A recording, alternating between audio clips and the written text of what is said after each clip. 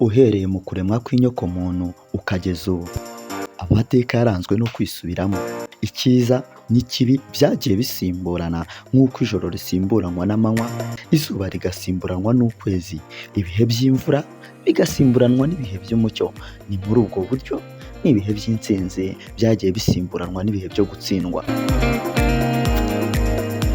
Hejuru y'ibiceri by'ifeza 30, uwari shebuja, umukiza, umucunguzi, umugwaneza, ntacyo yari avuze usibye kumugambanira agakatirwa urwo gupfa amanitswe ku musaraba. Uwagambanye ni Judas Iscariot, uwagambaniwe ni Yesu Kristo w'i Nazareti.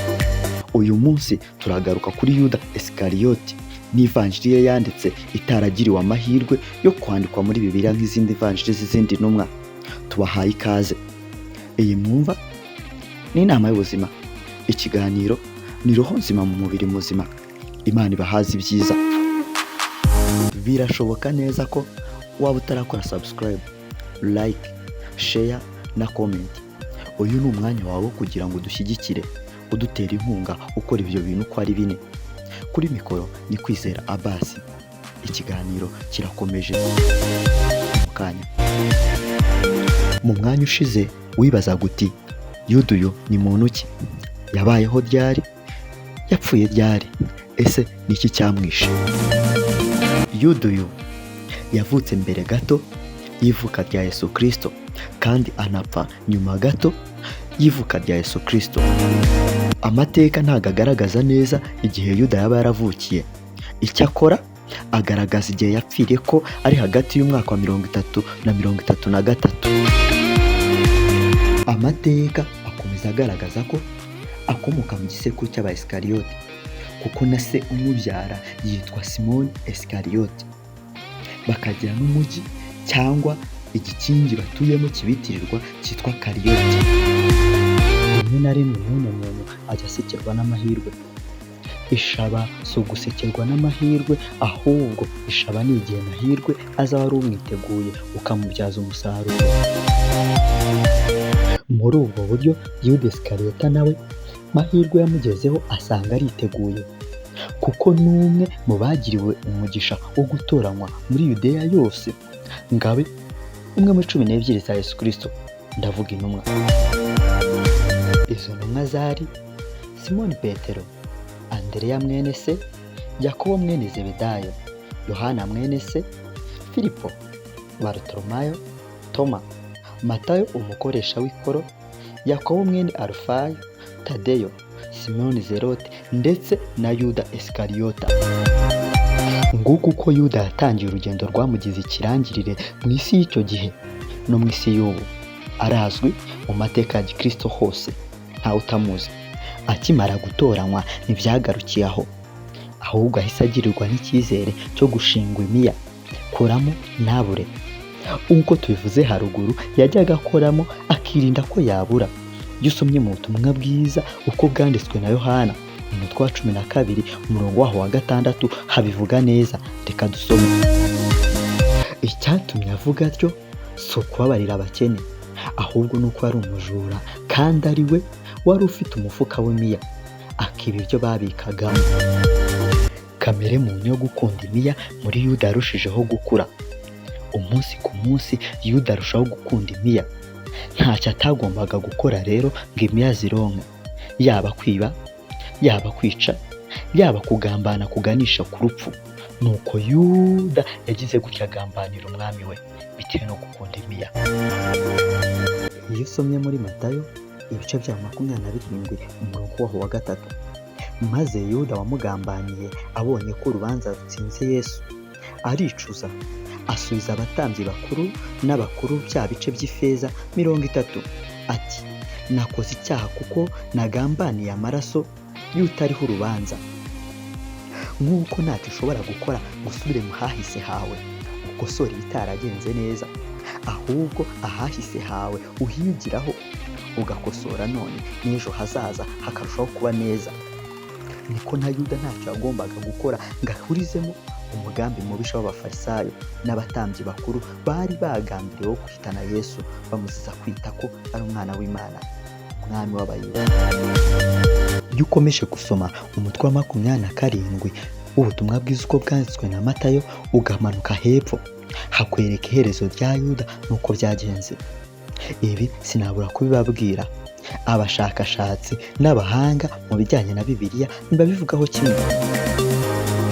Nubwo badahuriza ku rupfu rwa Yuda n'urwo yapfuye, gusa kimwe kizwi nuko Yuda yapfuye, kandi nanjye nawe ntaho tuzarukwepera, gupfa natwe tuzapfa. Munyemerere rero tudatinze twihute twivugire ku ivanjiri ya Yuda yaba yaranditse mbere yuko ava mu mubiri. Ahagana muri Mata 2006, ibinyamakuru byo hirya no hino byakwirakwije inkuru ishishikaje yavugaga iby'intiti zari zimaze gusohora ibikubiye mu nyandiko yari imaze kuvumburwa yiswe ivanjiri ya Yuda. Ibyo binyamakuru byavugaga ko iyo nyandiko yahinduye uko abantu babonaga Yuda, umwigisha wagambaniye Yesu. Iyo nyandiko ivuga ko Yuda yari intwari, ko ari we n'umwe yari isobanukiwe ibya Yesu Kristo kurusha izindi, kandi ko yatanze Yesu ngo yicwe bitewe n'uko yari abimusabye. Ese iby'iyo nyandiko ivuga ni ukuri? None se niba ibyo ivuga ari ukuri, yabihishura amateka y'abantu bamwe na bamwe? Urugero nka Judas Iscariot, Yesu Kristo, cyangwa abakristo mu kinyejana cya mbere? Ese ibyo byagombye guhindura uko abantu tubona Kristo n'inyigisho ze? Ni ibibazo dukwiye kwibaza, ariko tucyumviye inkuru iri buze kudusobanurira nyabyo ikibijyanye n'iyivanjiri bivuze. Uko ivanjiri ya Yuda yavumbuwe ntibiramenyekana. Abashakashatsi mu byataburuwe mu matongo sibo bayivumbuye, kandi sibo bemeje ibyayo. Ishobora kuba yaravumbuwe muri Egiputa mu mwaka w'1978 mu buvumo bwashyinguragamo abantu. Yanditswe mu rurimi rw'igikobute, ururimi rwo muri Egiputa ya kera. Kubera ko aho yabaga hashyuhaga byarinze kwangirika, ariko aho bayimuriye itangira kwangirika gahoro gahoro. Mu mwaka w'1983 yaje kwerekwa intiti zimwe na zimwe, ariko ntawashoboye kuyigura kubera ko yari ihenze cyane. Iyo nyandiko yarushijeho kwangirika kubera ko yamaze indi myaka myinshi ititabwaho kandi ibitse nabi. Mu mwaka w'2000 yaguzwe n'Umurusiyakazi ucuruza ibintu byaranze amateka ya kera. Uwo Murusiyakazi yaje gushyikiriza itsinda ry'impuguke mpuzamahanga ryaterwaga inkunga n'ikigo cyo mu Busuwisi gishinzwe ibihangano bya kera, hamwe na sosiyete ikora ubushakashatsi ku bya siyanse National Geographic. Izo mpuguke zahawe inshingano yo gusubiza iyo nyandiko umwimerere wayo kuko yari yarangiritse bikabije. Nanone zagombaga kugaragaza igihe iyo nyandiko yandikiwe, zigahindura ibirimo mu zindi ndimi, ku buryo buri muntu wese abasha kumva ikivanjiri ya Yuda yari ivuga. Ubushakashatsi bwakorewe kuri iyo nyandiko bwagaragaje ko ishobora kuba yaranditswe mu kinyejana cya 3 cyangwa icya 4. Icyakora izo ntiti zavuze ko umwandiko wo mu rurimi rw'igikobute w'iyo vanjiri ya Yuda wari warahinduwe uvanywe mu mwandiko w'umwimerere w'ikigereki wanditswe mbere yaho. Aha hahita havuka ikibazo. None se iyo vanjiri yanditswe ryari, kandi yanditswe mu yihe mimerere? Ivanjiri ya Yuda yanditswe mu gihe cy'abagnostike. Inyandiko za mbere zavuze iby'icyo gitabo cy'ivanjiri ya Yuda ni iz'umwanditsi wiyitaga umukristo wabayeho mu mpera z'ikinyejana cya 2 witwaga Irene. Mu gitabo yanditse kivuga ibirebana no kurwanya ubuhakanyi, yavuze ibya rimwe mu matsinda yari afite inyigisho atemeraga. Yagize ati, abagize iryo tsinda bavuga ko umugambanyi yari azi neza ibyo bintu, kandi ko ari we wenyine washohoje iryo bera ry'ubugambanyi, kuko ari we wenyine wari uzi ukuri kurusha abandi. Binyuze muri we ibintu byose byo mu isi no mu ijuru byaguye mu rujijo. Nguko uko bahimbye inkuru ivuga iby'ayo mateka atarabayeho, bayita ivanjiri ya Yuda, Against Heresies. ibintu bibiri bigaragaza ko iyi vanjiri itari yujuje ubuziranenge yari impimbano gusa. Ni uko uwayanditse atabayeho mu gihe kimwe na Yuda kandi atari azi neza Yuda. Irene yari agamije cyane cyane kuvuguruza inyigisho zitandukanye z'abakristo b'abagnostike bihandagaza bakavuga ko hari inyigisho zihariye bahishuriwe. Icyo gihe hariho amatsinda menshi y'abagnostike kandi buri tsinda ryari rifite uko risobanura icyo ryita ukuri kwa gikristo. Abagnostike bamamaje inyigisho zishingiye ku nyandiko zabo zirushaho gukwirakwira cyane cyane mu kinyejana cya kabiri. Izo nyandiko z'abagnostike zemezaga ko intumwa za Yesu zizwi cyane zitari zisobanukiwe ubutumwa bwe kandi ko hari inyigisho y'ibanga Yesu yasobanuriye zimwe mu ntumwa ze. Bamwe muri abo bagnostike bizeraga ko iyo umuntu akiri muzima muri iyi si aba ari muri gereza. Niyo mpamvu bavuga ko Imana muremyi ivugwa mu byanditswe by'igiheburayo idakomeye ubigereranyije n'izindi mana zikomeye bizeraga. Bizeraga ko umuntu ufite icyo bitaga ubumenyi nyakuri yari gusobanukirwa iryo banga maze akava muri uyu mubiri. Ibyo ni nako bimeze mu ivanjiri ya Yuda. Iyo vanjiri ibimburirwa n'amagambo agira ati: iri ni ibanga Yesu yamenyesheje Judas Iscariot mu gihe cy'iminsi 8 hasigaye iminsi 3 ngo izize Pasika. Ese aho iyo kodegisi siyo Irene yagize icyo avugaho ikaba yari imaze ibinyejana byinshi ivuga ko yaburiwe irengero? Melvin wari mu bagize itsinda rya mbere ryasesenguye iyo kodegisi kandi rikayihindura mu zindi ndimi, yavuze ko ibyo Irene yavuze bihuje neza n'umwandiko w'igikobute witwa Ivanjiri ya Yuda. Igitangaje kandi giteye urujijo, intiti, abahanga, abanyabwenge, abashakashatsi batandukanye ntibavuga rumwe ku bijyanye na Yuda uvugwa muri Ivanjiri. Ivanjiri ya Yuda ivuga ko Yesu yasetse abigishwa be abannyega igihe bagaragazaga ko badafite umuremyi nyakuri. Iyo vanjiri ivuga ko Yuda ari we wenyine mu ntumwa 12 wari uzi neza kamere ya Yesu.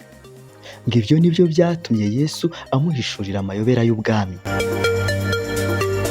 Itsinda rya mbere ry'intiti ryahinduye Ivanjiri ya Yuda mu zindi ndimi ryagendeye ku bisobanuro Irene yatanze. Umwandiko bahinduye wumvikanishaga ko Yuda ari we wenyine mwigisha Yesu yakundaga kandi ko ari we wari gusobanukirwa inyigisho z'amayobera bityo akinjira mu bwami. Ngo nubwo intumwa zayobye zari gushyiraho usimbura Yuda, we yari kuba umwuka wa 13 wari kuruta abandi bigishwa bose. Abanditsi bandika ibitabo bikundwa cyane, urugero nka Pad Ehrman na Ellen Penrose, nanone bakaba ari inzobere mu birebana n'amateka y'abakristo bo mu kinyejana cya mbere n'abagnostike, nabo bahise bandika ibitabo bisesengura kandi bisobanura Ivanjiri ya Yuda. Umwandiko wo muri ibyo bitabo wari umeze nk'uwahinduwe na rya tsinda rya mbere. Icyakora nyuma yaho gato izindi ntiti, urugero nka April de Conic na Bega Pison, zagaragaje ko zifite impungenge. Zavuze ko ya sosiyete ikora ubushakashatsi ku bya siyanse yihutiye gusohora ibikubiye muri uwo mwandiko wa kera kugira ngo gusa uvugwe mu itangazamakuru. Nanone izo ntiti zavuze ko abasesenguye uwo mwandiko batakurikije amabwiriza abigenga kuko itsinda ryawusesenguye ryasabwe gusinya amasezerano yo kuyigira ubwiru.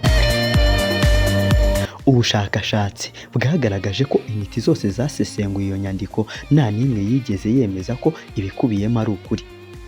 Kubera ko De Conic na Pison bo bigenga, bavuze ko intiti za mbere zahinduye nabi bimwe mu bice by'ingenzi bigize iyo codex. Mu mwandiko w'iyo vanjiri, De Conic yasubije uko wari umeze.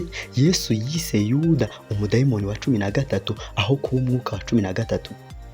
Nanone De Conic yavuze ko Yesu yabwiye Yuda adaciye ku ruhande ko atari kuzinjira mu bwami kandi ko ataruta abandi bigishwa.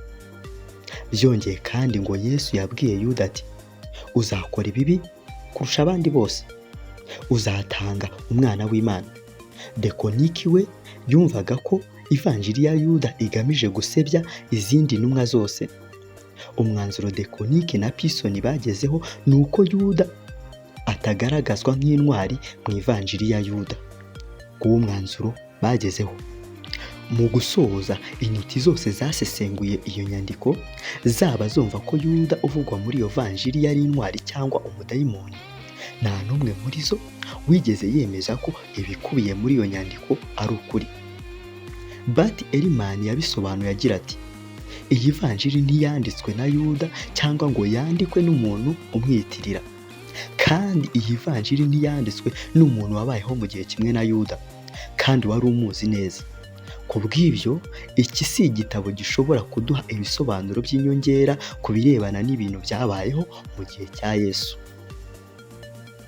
Iyo vanjiri ya Yuda ni inyandiko y'abagonositiki yo mu kinyejana cya kabiri, yanditswe mbere na mbere mu rurimi rw'Ikigiriki. Na n'ubu intiti ziracyajya impaka zishaka kumenya niba iyo vanjiri ya Yuda iherutse kuvumburwa ariyo nyandiko Irene yigeze kwandika cyangwa kuvugaho.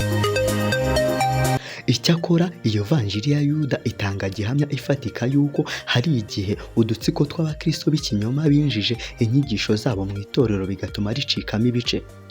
Aho kugira ngo iyo vanjiri ivuguruze ibyanditswe, ishimangira imiburo yatanzwe n'intumwa. Urugero, nk'umuburo watanzwe n'intumwa Pawulo mu Byakozwe n'Intumwa, umutwe wa 20, umurongo wa 29 kugeza ku wa 30. Haragira hati, nzi ko nimara kugenda amasega y'inkazi azabinjiramo, kandi nazagirira umukumbi impuhwe.